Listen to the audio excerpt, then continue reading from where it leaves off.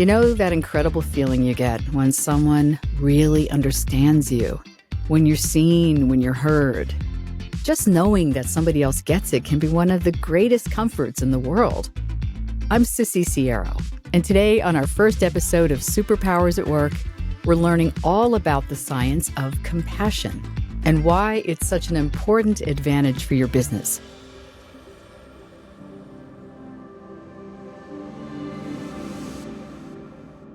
I am Dr. Andrea Hollingsworth. It is fantastic to be here. Dr. Hollingsworth is a psychotherapist and author who specializes in compassionate leadership. A deep breath. Here we are. Lovely. I love it. Perfect. So what's taking up your headspace lately? What's taking up my headspace lately? Yes. I love the way you asked that. This is something that I've been talking about this a lot. When people say, how are you? I recently came across some research. 96% of people in the workplace will not respond honestly. Of course. When you ask, who does? How are you? And so it's like, how can we all ask, how are you in a different way that opens people up? So that's fantastic. So actually, a couple weeks ago, I came across this fascinating study, and it's a little bit older, early 2000s, but it really demonstrated the incredible financial value of prioritizing emotional bonds in the workplace. A couple of sociologists out of Stanford did it, and I am absolutely obsessed with it. In the late 90s, early 2000s, it was a longitudinal study, and they were curious about which startups would last and which ones would flourish financially. And they focused on three different founding principles. So the first one was money. When we hire people here, these people are going to be high potential individuals who can count on being exceptionally compensated for their work.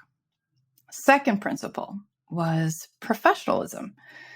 People who work here will be outstandingly skilled specialists who can count on being challenged, given opportunities to flourish professionally. And the third one was love. People who work here will be highly fitted with others on the team and can count on exceptional levels of care in the workplace, right? And as it turned out, so only 13.9% of the startups prioritize love as a founding premise, which isn't surprising. Pretty significant minority. But when the founders focused on that, they called it the commitment group, building emotional bonds, shared values, et cetera, they saw really a striking difference in terms of longevity. It was those companies, those startups that outlasted the other groups. And also financially. So the love, the love startups got initial offerings 3 times more often when they went public with it. And it just, to me, it speaks to, when organizations prioritize these bonds, they build a work culture where you get, like we were talking about earlier, people see me, they know me, they care for me, they respect me. And then your nervous system, I'm a therapist, so I'm always thinking about how to soothe the nervous system so that we can feel good together and do our best work together. That was just a part of how things worked there. And so these businesses thrived because of the prioritization of belonging, care, and compassion in the workplace.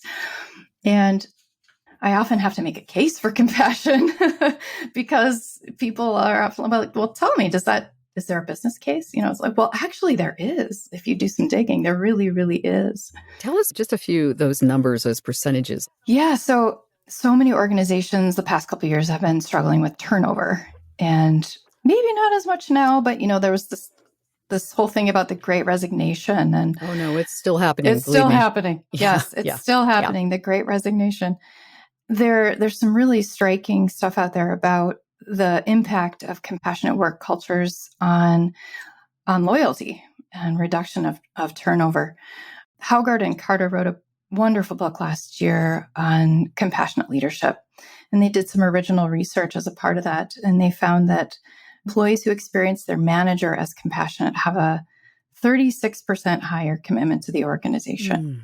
And there are lots of other stats I could throw up. Yes. Some really fascinating research out there. 76% of workers who feel their manager is compassionate are highly engaged at work. Highly engaged at work. So over 3/4. And that's as compared to 32% of employees who don't have, they feel a compassionate manager are highly engaged at work. So there's a pretty big difference there. Other things like innovation and creativity are also a big part of that. 87% of employees say mutual empathy between leaders and employees increases innovation and creativity and efficiency in the workplace. So it just creates this environment where people want to stay. They feel good. They have an easier time being engaged and staying engaged because work feels like the place where they can be human. Yes. Oh my God. We're there so many hours. Everybody's together for so many hours. Yes. So many hours. So that's kind of the practical side of compassion. So just how would you define compassion for yourself and in your work? And how does that definition carry through to how you disseminate this knowledge to help people in companies? Absolutely. So, there's a lot of talk about empathy in the workplace. There's a little bit about compassion, but I think this is a really important question to ask because people often sort of assume they're kind of basically the same thing, but there are some really important differences.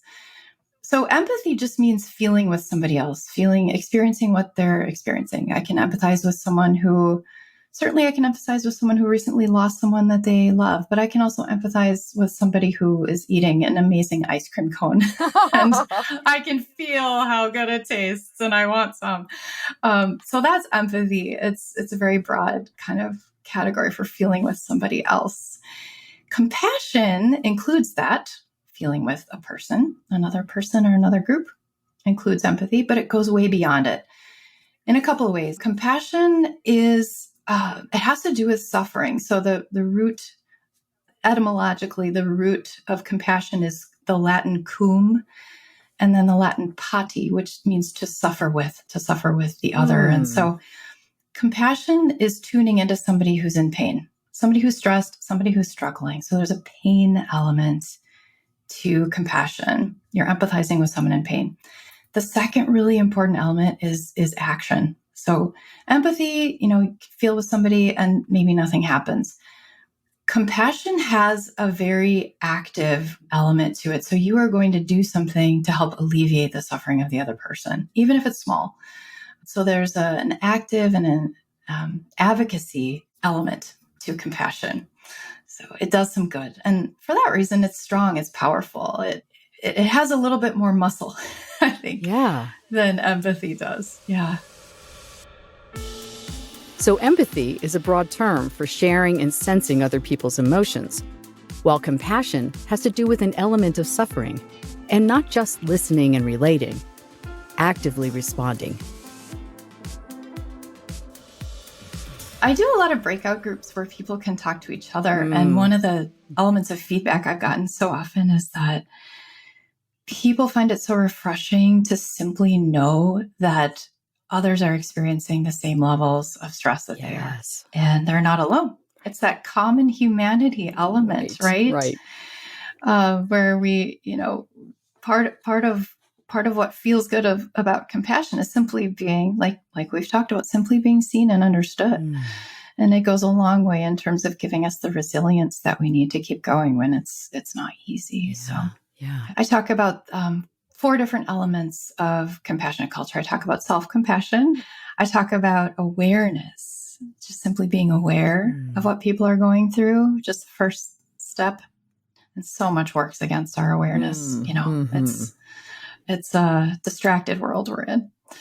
I talk about empathy, feeling with the other, and then I talk about action, because when you have empathy, but you don't move to an action piece, which is key to compassion, you get indifference and incompetence, not compassionate support, right? So lots of strategies and supports for people who are needing it, and hopefully some culture change that comes out of it. Yeah. Interesting. So in your book, you talk about maladaptive perfectionism. That really struck a chord with me. Oh, yes, absolutely. I'm going to start with a story on this one. Maladaptive perfectionism. I am a recovering maladaptive perfectionist. I am too, and my name is And Sissy. Hi, Sissy. Okay, go ahead. No. hi, Sissy. Yes. Yeah. So this is something that so many leaders struggle with, and or just high levels of self-criticism. That inner critic just sort of haranguing you all the time to do better and to achieve more and to burn the candle on both ends because you're so afraid of failing. When I was in academia, this was my life. I was very successful, but nobody saw that a lot of it depended on this harsh voice of my inner critic. I remember I was giving this talk one time at Princeton, and I was talking about medieval meditative practices and modern day brain science. That was what I did. And this gray bearded scholar stood up after my talk. I thought it went well, but he had kind of been scowling at me, and I was kind of worried. So sure enough, during the Q&A, he gets up and he says, "Did you look at the original Latin of that text that you were referencing? Because in the original Latin, it seems to indicate that, and then I'm not going to bore you. Oh my God. Oh my God. Well, I'm snoring already. As soon as I heard original exactly. Latin, go ahead. Yeah. Right. I was a deeply maladaptive perfectionist. So my inner critic sprang into action and said, "Learn Latin now, you slacker." And so because I had taught myself neuroscience and all kinds of things, but no, like I didn't look at the original Latin. I was reading off a translation. So I added to my impossibly full schedule of teaching and research and committees and mentoring, learning Latin. So 3:30 a.m., my alarm goes off. I'm looking at my Latin flashcards. Oh my God. You can predict what happened. I burned out. I mean, I quit academia about a year later because of I was so hard on myself. And I do sometimes wonder what would have happened if I would have learned about self-compassion earlier. But lots of leaders struggle with maladaptive perfectionism, especially if they're high achievers. And it's marked by just really high levels of inner criticism. It can be marked by criticism of others. You have these really super high expectations for yourself, so you can get kind of irritable and angry at others who aren't measuring up. You tend to isolate because you don't want to look stupid and make a mistake. You have high levels of anxiety and depression. It's just a really hard way to live with yourself, and it impacts performance and happiness and well-being and all kinds of things. And it can lead to burnout if it's unaddressed, and it did with me. Do you think, or do you see some of the effects of being listened to where they share stories, but how that can affect people like on a cellular level, when we talk about well-being and health? Mm-hmm. Yeah. So there's this thing that, I'm going to use some psychobabble. I love it. Please. My wife is a therapist, full disclosure, and two of our best friends are therapists. So I speak it a little. Go ahead. There you go. Yeah. So there's this thing that interpersonal neurobiologists talk about.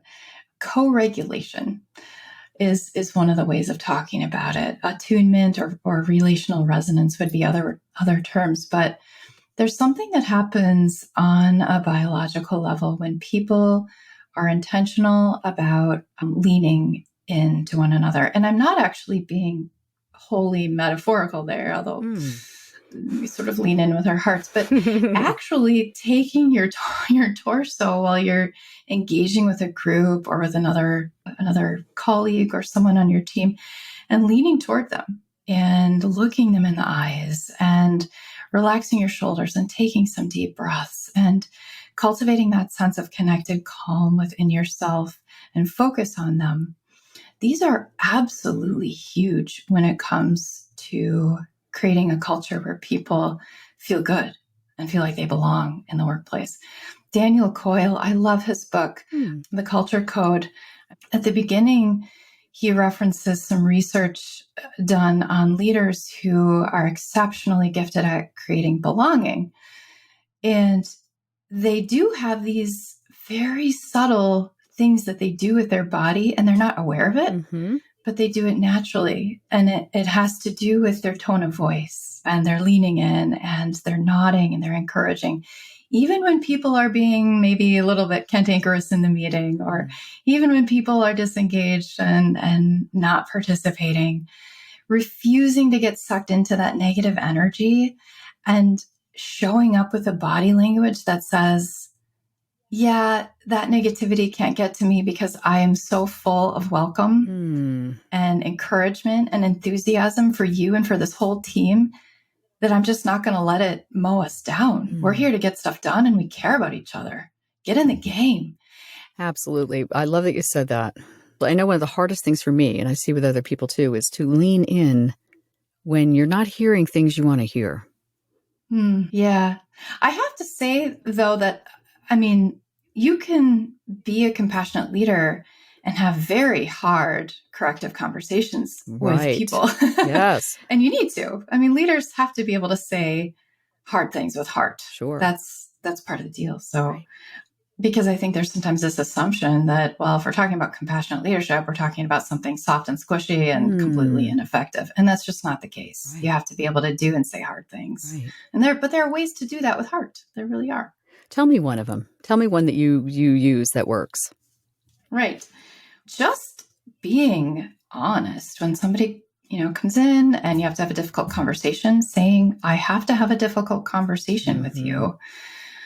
Starting out just with that clarity, because clarity does create a sense of safety and connection, even if it's a tough thing.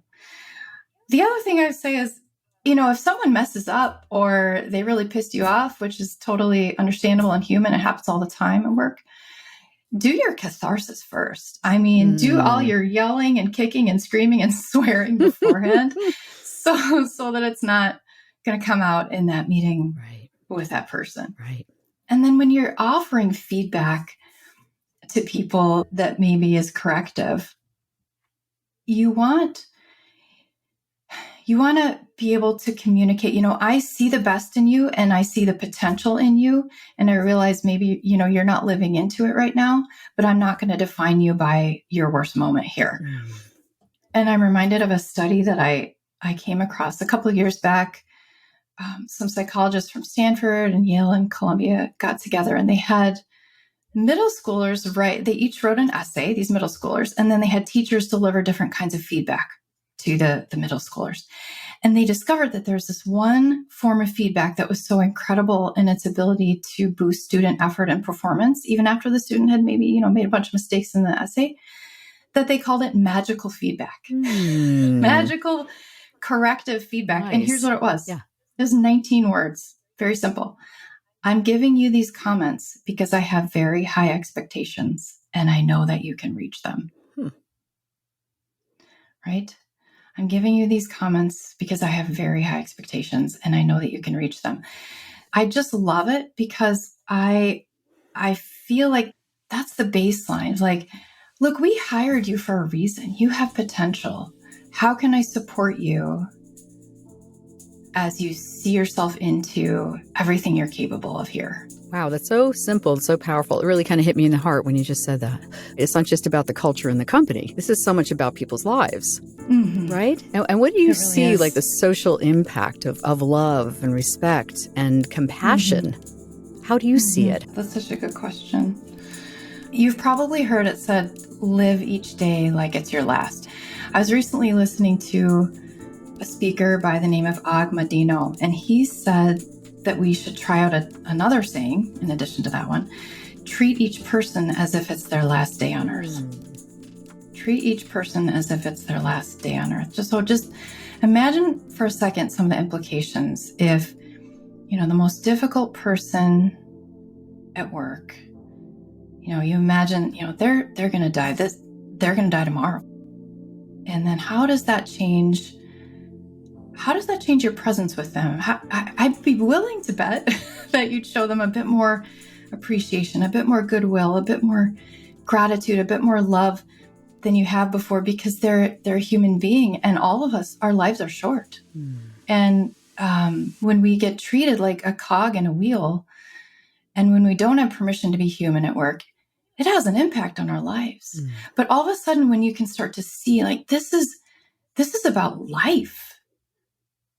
This is about meaning. This is about purpose. This is about value. And how can that fan out? So when people start to experience that kind of connection and respect at work, I mean, the implications of that could be pretty huge when people get permission to be human being first, Yes. before they're another PTO request or before they're another lineman who's not meeting quota or whatever it is. Like, I'm a human being before anything else here. And that is really, if you ask me, that's what it's about. And when we lose sight of that anywhere, including at work, we need to get back on track because life is short. Life is really, really short.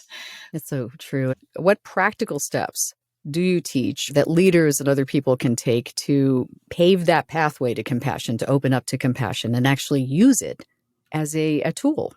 Absolutely.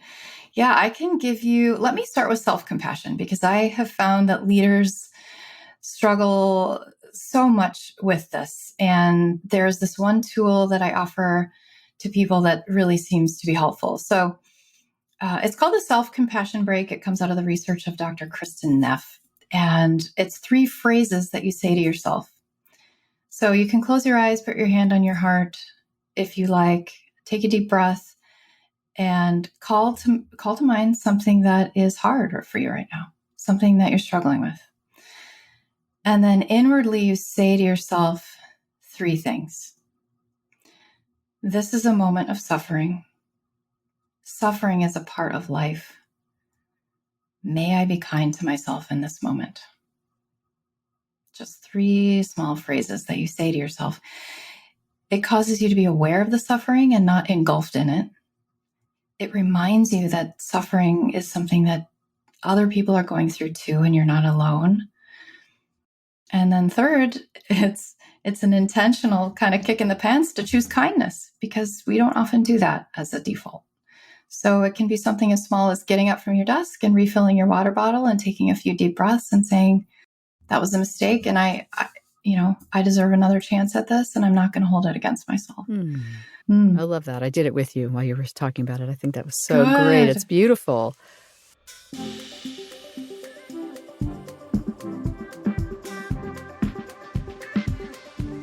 You have to be deliberate, right, in making your workplace compassionate. And that's why we're bringing these stories to you, because we have to bring this message to corporate America. Thanks so much to Dr. Andrea Hollingsworth for joining us today. You can find out more about her work at hollingsworthconsulting.com. And thank you to our Superpowers team, our producer and sound designer, Ray Kantrowitz, and our glorious assistant producer and communications expert, Ilana Nevins. We're so happy you joined us today, and we've got some beautiful shows coming up. And it would mean the world to us if you would lean over and hit that little button that says subscribe wherever you get your podcasts. I'm Sissy Siero. Be well.